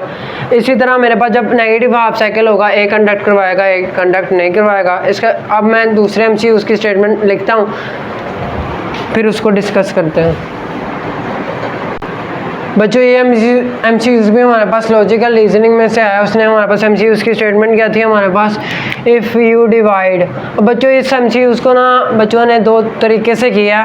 अब मेरे पास जो डाटा आया मैं उसके मुताबिक आपको भी बता देता हूँ। फिर इसकी दूसरी पॉसिबिलिटी थी जो बन सकती थी वो हम देख लेते हैं बच्चों, क्योंकि ऑप्शन में उसने हमें दोनों ही आंसर दिए हुए थे। कहता है if you divide 30 by half. कहता है अगर आप 30 को डिवाइड करते हैं हाफ से, आपको पता है जब मैं 30 को हाफ यानी 2 से डिवाइड करूँगा बच्चों, तो आपको पता है मेरे पास क्या आंसर आएगा 15। और 15 में जब मैं एंड देन ऐड 10, और जब मैं इसमें 15 में 10 ऐड करूँगा तो मेरे पास व्हाट डू यू गेट, मैं क्या गेट करूँगा 25। लेकिन बच्चों कुछ ना बच्चों ने इसको ऐसे अंडरस्टैंड किया था, सिर्फ अगर इसी MCQs की हम थोड़ी सी बच्चों क्या कर दें, स्टेटमेंट चेंज कर दें। If you divide 30 bye it's half, मैं इधर इट्स लिख देता हूँ। अगर हम 30 को डिवाइड करें उसके हाफ से, तो आपको पता है 30 का हाफ क्या होगा बच्चों, 30 का हाफ क्या होगा 15। तो 30 का हाफ 15 होता है। अगर हम 30 को उसके हाफ से ही डिवाइड करें बाय इट्स हाफ यानी 30/15, तो आंसर मेरे पास आता है 2। और जब हम 2 में बच्चों 10 प्लस करेंगे तो मेरे पास आंसर क्या आ जाएगा 12। और अगर हम 15 में 10 प्लस करेंगे आंसर आएगा मेरे पास 25। ऑप्शन में दोनों ही मौजूद था, इसलिए मैंने आपको दोनों वेरिएशन पॉसिबिलिटी से करवा दिया है। इसके बाद मैं नेक्स्ट MCQ उसकी स्टेटमेंट लिखता हूँ। बच्चों हम अपना नेक्स्ट MCQs देखते हैं। नेक्स्ट MCQs हमारे पास second year chapter number 13 current electricity में से आया, और उसका टॉपिक ऑफ इंटरेस्ट क्या था हमारे पास, रेजिस्टिविटी। और MCQs के हम सबसे पहले हम MCQs की स्टेटमेंट को अंडरस्टैंड कर लेते हैं। हमारे पास इस MCQs को मैं लेवल दूंगा, टफ लेवल दूंगा। इसने आपको क्योंकि टफ टाइम दिया होगा, इसने आपका टाइम काफ़ी कंज्यूम किया होगा, लेकिन इसका एक शॉर्टकट भी है, वो आपको मैं वीडियो के एंड पे बताता हूँ। इस MCQs को सॉल्व करने के बाद सबसे पहले कंसेप्ट समझ लेते हैं। कहता है मेरे पास एक वायर की लेंथ अज्यूम कर लेते हैं, मेरे पास ये एक वायर है, इसको अज्यूम कर लेते हैं, मेरे पास ये एक वायर है बच्चों। कहता है when a wire is compressed, और हमारे पास इस पूरी स्टेटमेंट में की पॉइंट क्या बच्चों जिसने इस पूरे MCQs को अफेक्ट करना है वो हमारे पास कंप्रेस्ड। कहता है जब मैंने इस वायर को मैंने कंप्रेस करने का मतलब क्या बच्चों, कुछ ऐसे मैंने इसको किया है, कुछ ऐसे इसको मैंने कंप्रेस किया है। कंप्रेस का मतलब क्या होता है बच्चों, ऐसे इसको मैंने जब वायर को बच्चों कंप्रेस किया, कंप्रेस करने की वजह से क्या हुआ है, and its radius become 2r। कहता है इसकी वजह से इसका रेडियस क्या हो गया बच्चों, वो 2r हो गया, वो डबल हो गया इसका रेडियस पहले रेडियस के मुकाबले में कंपैरिजन। कहता देन आपने मुझे बतानी है then it's resistivity will become. तो सबसे पहले तो इसका जो की पॉइंट है, इसमें जो हमारे पास की इफेक्ट है वो आपने याद रखना कि हमारे पास ये एक वायर है जिसको मैं बच्चों कंप्रेस कर रहा हूँ। तो नोट डाउन कर लें, जब मैं इस वायर को बच्चों कंप्रेस करूँगा ना, इसका मुझे उसने ये तो कह दिया कि रेडियस बिकम 2r और रेडियस बिकम 2r। तो आप मुझे बताएं वायर क्या होती है मेरे पास, सर्कल, और सर्कल का मेरे पास बच्चों एरिया क्या होता है। आपने मुझे बताना सर्कल का बच्चों मेरे पास एरिया क्या होता है। आप कहेंगे सर पाई r स्क्वायर। अगर मैं क्या कर रहा हूँ बच्चों, रेडियस को डबल कर रहा हूँ, इसका मतलब इसका जो मेरे पास एरिया है बच्चों, जो वायर का एरिया है बच्चों, जो वायर का एरिया मेरे पास एरिया क्या होगा, वो मेरे पास डायरेक्टली प्रोपोर्शन होता है बच्चों किससे, r स्क्वायर के। ठीक है बच्चों, अगर मैं रेडियस को बच्चों डबल कर रहा हूँ, इसका मतलब बच्चों इसका एरिया 2 टाइम्स मतलब कि वो भी डबल हो जाएगा। अब आप बच्चों आगे देखते जाए, यानी रेडियस को डबल करने से इसका एरिया भी डबल हो रहा है। ठीक है, 4 टाइम्स हो रहा है। यानी अगर मैं इधर पुट भी कर दूँ, चलो बच्चों इसको प्रॉपर सॉल्व करते हैं। 2r का स्क्वायर, रेडियस डबल हो रही है, एरिया कितना हो जाएगा बच्चों, आपको एरिया पता है कि हमारे पास कितने टाइम हो जाएगा, 4 टाइम्स हो जाएगा। लेकिन आपको पता है अगर इसका मेरे पास एरिया 4 टाइम्स हो रहा है, तो आपको पता है बच्चों, आपको कंसेप्ट पता है मेरे पास इस वायर की जो लेंथ है मैं कंप्रेस कर रहा हूँ, इसकी लेंथ भी तो कम हो जी। अगर एरिया 4 टाइम इंक्रीज कर रहा है तो लेंथ क्या करेगी मेरे पास, लेंथ क्या होगी बच्चों 4 टाइम्स क्या करेगी बच्चों, लेंथ मेरे पास 4 टाइम्स डिक्रीज करेगी। क्यों सर लेंथ क्यों 4 टाइम डिक्रीज करेगी, मैं भी आपको इसका कंसेप्ट बताता हूँ। 4 टाइम बच्चों डिक्रीज करेगी। यानी कहने का मेरे पास साफ साफ मतलब है, जब कभी आप इस वायर को बच्चों कंप्रेस करते हैं, कुछ ऐसे कंप्रेस करते हैं, इसको कुछ ऐसे कंप्रेस करते हैं बच्चों, इसका रेडियस क्या हो जाता है डबल। रेडियस डबल होने से मुझे पता है कि हमारे पास वायर क्या एक सर्कल है, सर्कल का एरिया पाई आर स्क्वायर होता है। तो एरिया मेरे पास डायरेक्टली प्रोपोर्शन है आर स्क्वायर के, क्योंकि मेरे पास पाई इधर हमारे पास एक कॉन्स्टेंट है, कॉन्स्टेंट पे कोई इफेक्ट नहीं पड़ता, तो आर स्क्वायर के डायरेक्टली प्रोपोर्शन है। मेरे पास रेडियस क्या हो गया 2r हो गया। तो मैंने देखा था मेरे पास जो एरिया था वो 4 टाइम्स हो गया। अगर एरिया 4 टाइम हुआ, मैं लेंथ कह रहा हूँ मेरे पास 4 टाइम कम हो जाएगी। जब लेंथ कंप्रेस करने से कम ही होती है, आपको पता है बच्चों एरिया 4 टाइम इंक्रीज कर रहा है। इसका मतलब ये मैंने ऐसा क्यों कहा, आपको पता है कि वॉल्यूम मेरे पास क्या होता है बच्चों, वॉल्यूम मेरे पास होता है एरिया, वॉल्यूम मेरे पास क्या होता है area multiply by length, area multiply by length. तो आपको पता है वॉल्यूम को मैंने कांस्टेंट रखना है, वायर का वॉल्यूम तो मेरे पास तब्दील नहीं होने देना मैंने। अगर मेरे पास एरिया 4 टाइम इंक्रीज कर रहा है तो मेरे पास लेंथ 4 टाइम डिक्रीज करेगी, जिसकी वजह से मेरे पास वॉल्यूम ऑफ वायर पे कोई नेट इफेक्ट नहीं पड़ेगा। इस सारी बात के बाद बच्चों जो मैं आपको बताना चाहता हूँ, मेरे पास बात ये है कि आपने टॉपिक एक पढ़ा था कि जिसमें मेरे पास रेजिस्टिविटी बच्चों, अब आपको मैं एक और कंसेप्ट बताता जाऊँ। आपने जो ओहम्स लॉ पढ़ा था V is equal to I R, उसमें आपने पढ़ा था कि मेरे पास R क्या होता है V ओवर I। अगर मैं आपको कह दूँ कि मेरे पास एक वायर है, उसके जो हमारे पास 2 पॉइंट के दरमियान पोटेंशियल डिफरेंस है, उसको मैं डबल कर देता हूँ, आप मुझे बताएं उसकी रेजिस्टेंस क्या होगी। आपने याद रखना है बच्चों, अगर मैं किसी भी वायर के एंड्स पे पोटेंशियल डिफरेंस को डबल कर देता हूँ तो उसमें से गुजरने वाला करंट भी डबल हो जाएगा, 2 से कैंसिल हो जाएगा बच्चों, तो 2 से कैंसिल हो जाएगा, तो मेरे पास रेजिस्टेंस पे नो इफेक्ट पड़ेगा। ठीक है बच्चों, लेकिन इस एमसीक्यू में बच्चों हमारे पास वो कहता क्या है, आपने फार्मूला पढ़ा था बच्चों, फार्मूला पढ़ा था कि जो रेजिस्टेंस होती है वो होती है रो एल ओवर ए। तो मैं इसको लिख सकता हूँ बच्चों कुछ ऐसे, R इज इक्वल टू रो, मुझे पता है क्या होती है रेजिस्टिविटी, रेजिस्टिविटी। अब मुझे पता है रेजिस्टिविटी इधर क्या है बच्चों कांस्टेंट है। क्यों कांस्टेंट है, क्योंकि हमारे पास रेजिस्टिविटी डिपेंड करती है nature of the media, nature of the wire पे। अब मैंने वायर तो चेंज नहीं की, इसका मतलब इसकी रेजिस्टिविटी भी नहीं चेंज होगी। यानी जो मेरे पास जो रेजिस्टेंस है वो डायरेक्टली प्रोपोर्शन किससे हो जाएगी लेंथ के, और इनवर्सली प्रोपोर्शन किससे हो जाएगी एरिया के। ये कुछ बच्चों आगे ऐसे बनेगा लेंथ का, तो आपको पता कोई आगे फार्मूला नहीं बनता, एरिया का पाई आर स्क्वायर बनता है। मैंने आपको अभी बताया कि हमारे पास जो बच्चों ये पाई है कांस्टेंट है, इसको भी इधर से मिटा देते हैं। तो जो इसकी पहले रेजिस्टेंस थी उसको R1 कह देते हैं और इसकी रेशो ले लेते हैं नई रेजिस्टेंस से। तो आपको पता है कि हमारे पास क्योंकि जो रेजिस्टेंस है वो डायरेक्टली प्रोपोर्शन है लेंथ के, इसका मतलब ऊपर क्या आएगा लेंथ L1, नीचे क्या आएगा लेंथ L। क्योंकि हमारे पास R1 के सामने L1 आना है, क्योंकि आपस में डायरेक्टली प्रोपोर्शन है। लेकिन आपको पता है कि हमारे पास जो रेजिस्टेंस है वो रेडियस से इनवर्सली प्रोपोर्शन है, इसका मतलब मेरे पास ऊपर क्या आएगा R2 ओवर R1। आपको पता है इसका स्क्वायर है, तो इसका मैं ओवरऑल क्या कर लूँगा बच्चों स्क्वायर कर लूँगा। अब मैं बच्चों इस चीज़ को मिटा रहा हूँ, सॉरी फॉर डैट। ठीक है बच्चों, क्योंकि जगह कम है आपको पता पहले। तो बच्चों मैंने क्या किया, मैंने आपको बताया था कि R ओवर R2 मेरे पास क्या आ जाएगी बच्चों, लेंथ मैंने आपको क्या कहा था बच्चों L है, तो लेंथ ने बाद में क्या करना था 4 टाइम डिक्रीज करना था टू कांस्टेंट दी वॉल्यूम। तो आपको पता है रेडियस मैंने क्या किया बच्चों डबल किया, 2R आ गया, नीचे R आ गया, इसका स्क्वायर। अब आपको पता है L L से कट जाएगा, R R से कट जाएगा, तो आपको पता है R1 ओवर R2 किसके इक्वल आ जाएगा मेरे पास, ये 4 नीचे डिवाइड हो रहा है, ऊपर जाके मल्टीप्लाई होगा, इधर 2 का स्क्वायर R R से कट गया, 2 का स्क्वायर मेरे पास क्या आना है बच्चों 4 आ जाना है। तो बच्चों 4 आ जाना है, इसको भी बच्चों मैं इधर लिख देता हूँ। अब इसको बच्चों मैं इधर लिख रहा हूँ। आपको पता है कि हमारे पास R1 ओवर R2 मेरे पास क्या आ जाएगी 16, लेकिन मैंने फाइंड क्या करनी थी न्यू रेजिस्टेंस, जिसको मैंने R2 कहा हुआ है। तो R2 मेरे पास क्या आ जाएगी बच्चों, इधर डिवाइड हो रहा है उधर जाकर मल्टीप्लाई हो जाएगा, इधर 16 मल्टीप्लाई हो रहा है उधर जाकर डिवाइड हो जाएगा, तो 1 ओवर 16 R1।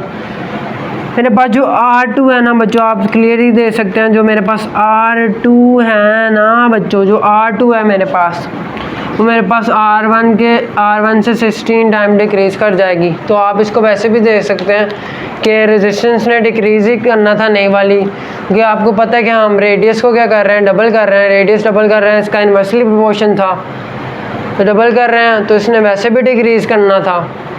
तो आप इसको समझ सकते हैं। अब बच्चों हमारे पास next MCQ chapter number 5 circular motion में से आया फर्स्ट ईयर के।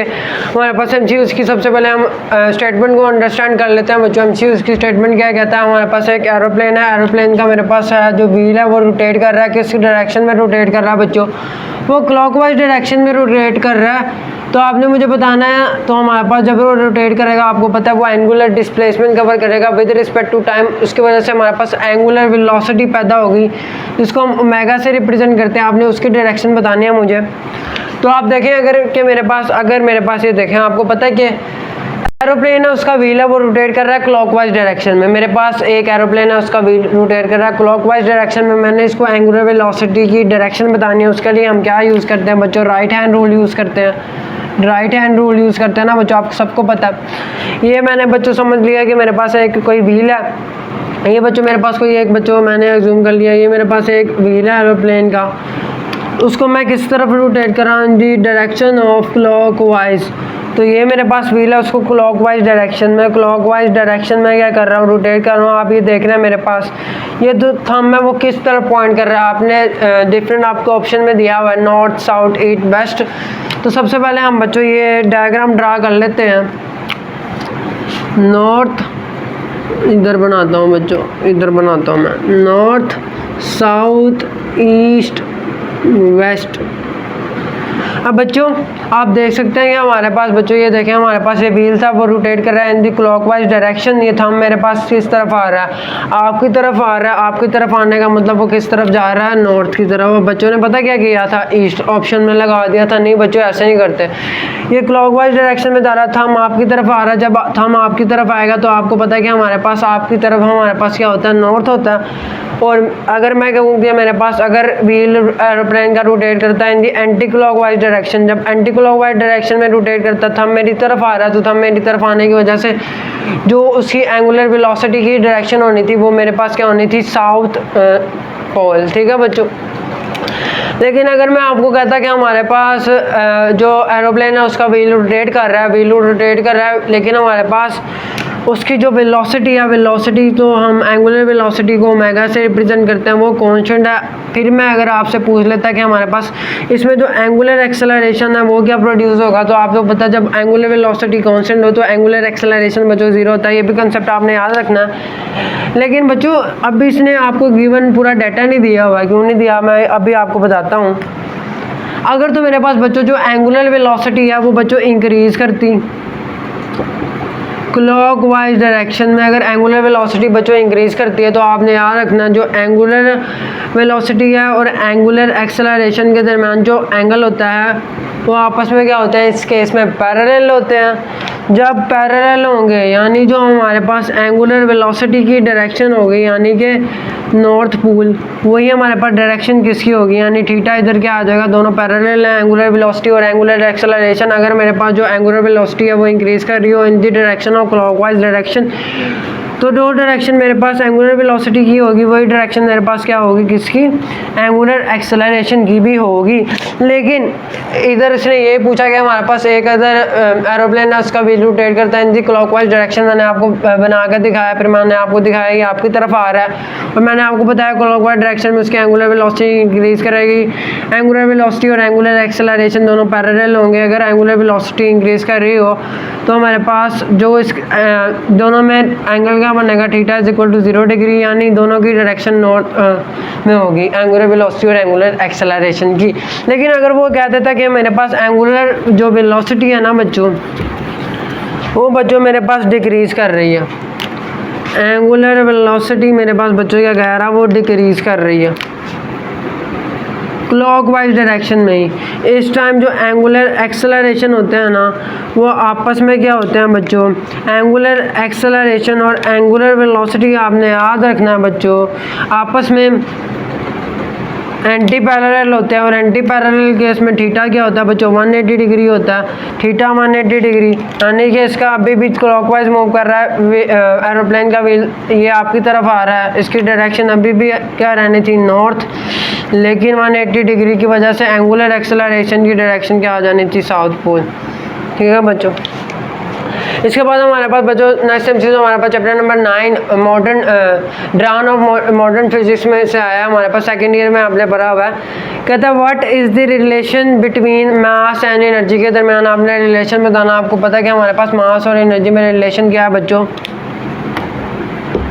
मास और एनर्जी में बच्चों रिलेशन क्या होता है, E is equal to M C square, इधर सी क्या मेरे पास स्पीड ऑफ लाइट का स्क्वायर है, मास और एनर्जी में रिलेशन आप बता सकते हैं is equal to M C square.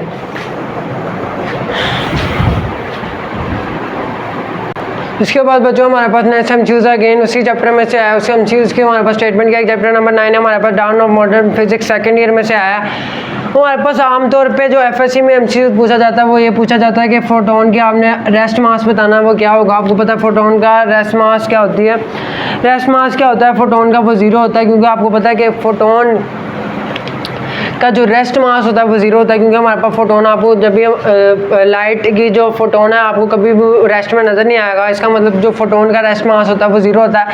अब इसने पूछा था कि बच्चों रेस्ट मास ऑफ इलेक्ट्रॉन, जब बच्चों ने देखा ना इस पर नहीं गौर किया कि इधर उसने इलेक्ट्रॉन लिखा है फोटोन की बजाय, बच्चों ने इधर देखा कि रेस्ट मास ऑफ फोटोन पूछा, वो एफएससी में एमसीक्यूज में उन्होंने पढ़ा तो उन्होंने ज़ीरो पुट कर दिया इधर। लेकिन rest mass of electron simple जो इलेक्ट्रॉन का मास होता है वो इसके करेक्ट ऑप्शन आपको पता है, जो इलेक्ट्रॉन का मास क्या होता है हमारे पास 9.01 मल्टीप्लाई 10⁻³ kg बच्चों, सिंपल इज दैट। अल्फा मेरे पास इसमें करेक्ट ऑप्शन थी बच्चों। अब इसी चैप्टर में से बच्चों एक एमसीक्यू हमारे पास और पूछा गया था, उस एमसीक्यू की बच्चों स्टेटमेंट क्या थी उसको अंडरस्टैंड कर लेते हैं हम। वो ये थी कि हमारे पास quantum shift is maximum at, ये मैंने बच्चों एमसीक्यू की स्टेटमेंट लिख दिया, quantum shift is maximum at, quantum shift is maximum, किस पे मैक्सिमम होगी, at which angle, at which angle, theta. ठीक है बच्चों, तो बच्चों सबसे पहले तो मैं आपको बताना चाहता हूँ कि इस एमसीक्यूज को हम अटेम्प्ट करते हैं। इधर बच्चों इस टॉपिक में मैं आपको डिफरेंट पॉसिबल एमसीक्यूज बताना चाहता हूँ। सबसे पहले तो आपको ये पता होना चाहिए कि हमारे पास ये क्वांटम शिफ्ट क्या है, क्वांटम शिफ्ट टॉपिक है हमारे पास, ये क्या है बच्चों। सबसे पहले आपको ये समझना पड़ेगा, तो इसकी डेफिनेशन सुनिएगा बच्चों मेरे पास सॉरी 3 घंटे से कंटिन्यूस बोल रहा हूँ इसलिए। तो हमारे पास इसकी स्टेटमेंट क्या थी, the phenomena of change in the wavelength of an X rays after collision with electron, कहता ऐसा फिनोमिना जिसमें हमें change in the wavelength of X rays observe करने को मिलता है जब हमारे पास एक्स रेज कोलाइड करती है विद एन इलेक्ट्रॉन। यानी एक्स रेज मेरे पास क्या है बच्चों, एक मेरे पास एक्स रेज क्या फोटोन है, जब वो हमारे पास कोलाइड करती है विद दैट ऑफ इलेक्ट्रॉन जो कि एक पार्टिकल है उससे कोलाइड करती है, तो हमारे पास एक्स रेज की जो वेवलेंथ में चेंज का फिनोमिना उसको कहते हैं हम क्वांटम शिफ्ट। तो बच्चों आपको इसका एक फार्मूला याद होना चाहिए था, सिंपल इज डैट फार्मूला इसका क्या था, delta lambda is equal to H M naught C 1 minus cos theta बच्चों, ये इसका सिंपल दैट इस फार्मूला था। अब इसमें फार्मूले में आपको ये पता चल रहा होगा कि हमारे पास ये जो एच एम नॉट सी है इसको कहते हैं हम क्वांटम वेवलेंथ बच्चों, ये एमसीक्यूज याद रखना, इसको कहते हैं हम क्वांटम वेवलेंथ शिफ्ट या वेवलेंथ। ठीक है बच्चों, क्वांटम वेवलेंथ कहते हैं। अब आप कहेंगे सर कैसे, आपने डी ब्रोगलीज हाइपोथेसिस पढ़ी हुई है ना, उसमें हमने क्या पढ़ा था, lambda is equal to H over M V. इधर हमारे पास एच क्या, प्लांक्स कांस्टेंट जिसकी वैल्यू आपको याद होनी चाहिए, और प्लांक्स कांस्टेंट और एंगुलर मोमेंटम के यूनिट डायमेंशन आपस में सेम होती है, ये भी याद रखिएगा, क्योंकि हमारे पास एंगुलर मोमेंटम और हमारे पास एंगुलर मोमेंटम और प्लांक्स कांस्टेंट के यूनिट क्या होते हैं, जूल सेकंड, याद रखिएगा। ये प्लांक्स कांस्टेंट है, ये हमारे पास रेस्ट मास ऑफ इलेक्ट्रॉन है, जो कि मैंने आपको बताया क्या होता है, पिछले एमसीक्यूज में हमने डिस्कस किया था। और ये हमारे पास स्पीड ऑफ लाइट है, इधर भी हमारे पास प्लांक्स कांस्टेंट है, इधर मास है, इधर वेलोसिटी है। अब आप ये बात याद रखिएगा, जब कभी आप इसको सॉल्व करेंगे ना, इसके जो यूनिट आएंगे वो हमारे पास किसके बराबर आएंगे, वेवलेंथ। वेवलेंथ का यूनिट क्या होता है, मीटर। यानी जो हमारे पास क्वांटम शिफ्ट के जो यूनिट होते हैं ना, क्वांटम शिफ्ट बच्चों एमसीक्यू बहुत इंपॉर्टेंट है, बार बार आया हुआ है। क्वांटम शिफ्ट के यूनिट क्या होते हैं बच्चों हमारे पास, वेवलेंथ। इसको हम क्या कहते हैं, क्वांटम वेवलेंथ या क्वांटम शिफ्ट भी हम इसको कभी कभी कह लेते हैं।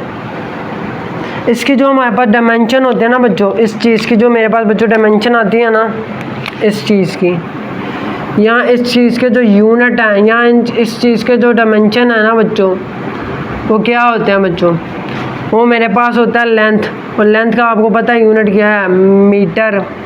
ये बातें आपने याद कर ली। यानी जो हमारे पास क्वांटम शिफ्ट है, यहाँ जो क्वांटम वेवलेंथ है, उसके यूनिट क्या है मेरे पास, जो लेंथ के होते हैं, लेंथ का यूनिट क्या होता है बच्चों, मीटर होता है। आपको ये भी मैं बताता जाऊँ, 1 माइनस cos थीटा, ये हमारे पास डायमेंशनलेस होता है। ठीक है बच्चों, जितने भी ट्रिग्नोमेट्रिक फंक्शन है वो हमारे पास डायमेंशनलेस होते हैं। और इसके बाद मैं आपको बताता जाऊँ, इसमें दूसरा इंपॉर्टेंट एमसीक्यू उसका था बच्चों, और डिफरेंट एंगल पे देखते हैं कि हमारे पास क्वांटम शिफ्ट क्या क्या आता है। चलें देखते हैं हम अभी देखते हैं बच्चों। ठीक है बच्चों, तो चलें इधर मैंने साइड पे ये फार्मूला लिख देता हूँ, delta lambda is equal to H over M naught C 1 minus cos theta. अगर मैं क्या कर लेता हूँ, थीटा को 90 डिग्री पुट करता हूँ बच्चों, फिर देखते हैं हमारे पास क्या होता है, delta lambda is equal to H over M naught C 1 minus cos 90 degree. आपको पता है cos 90 डिग्री मेरे पास क्या होता है बच्चों, 0। इधर 0 आ जाएगा, 1 में से 0 गया तो 1 नहीं आता है। अब जब 1 इससे मल्टीप्लाई होगा तो आपको पता है कि हमारे पास ये सारी टर्म बचेगी, H over M naught C. तो at an angle of 90 degree आपने रिजल्ट लिख लेना कि क्वांटम वेवलेंथ किसके इक्वल आ जाती है, is equal to quantum shift. ये एमसीक्यू का बहुत इंपॉर्टेंट रिजल्ट है, क्वांटम शिफ्ट के बच्चों। इसके बाद हम क्या करते हैं बच्चों, इसको इरेज करते हैं। अब हम देखते हैं 180 डिग्री पे बच्चों, 180 डिग्री पे theta is equal to 180 degree. आपको पता है cos 180 डिग्री क्या होता है, -1। ये -1 ना बच्चों, डेल्टा लेमडा ऐसे का ऐसे ही, एच ओवर एम नॉट सी ऐसे का ऐसे ही, 1 माइनस cos 180 डिग्री। आपको पता जब मैं इधर पुट करूँगा क्या आएगा मेरे पास, -1। इधर मैंने cos 180 डिग्री पुट किया, वो -1 आएगा। इसको मैं स्क्वायर ब्रैकेट कर लेता हूँ बच्चों, माइनस माइनस क्या हो जाएंगे बच्चों, प्लस हो जाएगा। ठीक है बच्चों, तो 1 प्लस 1 क्या हो जाएगा बच्चों, मेरे पास 2 आ जाएगा। ठीक है बच्चों, यानी कि हमारे पास 180 डिग्री पे जो क्वांटम शिफ्ट होती है ना बच्चों, क्वांटम शिफ्ट होती है वो मैक्सिमम होती है। ये उसने पूछा था क्वांटम शिफ्ट किस पे मैक्सिमम होती है, मैंने आपको बता दिया कि क्वांटम शिफ्ट मैक्सिमम किस पे होती है, 180 डिग्री पे। सिंपल मैं आपको बताऊं, नीचे दिए गए एंगल में से जो सबसे बड़ा एंगल होगा ना, जैसे इधर इसने दिया था 0 degree, 90 degree, 180 degree, delta option थी नन ऑफ दीज। तो आपको पता है इनमें से सबसे बड़ा एंगल क्या, 180 डिग्री। तो हमारे पास क्वांटम शिफ्ट भी इसी पे मैक्सिमम होगी। इसके बाद हम एंगल लिख लेते हैं बच्चों, पॉसिबल सारे एंगल हो गए मेरे ख्याल से।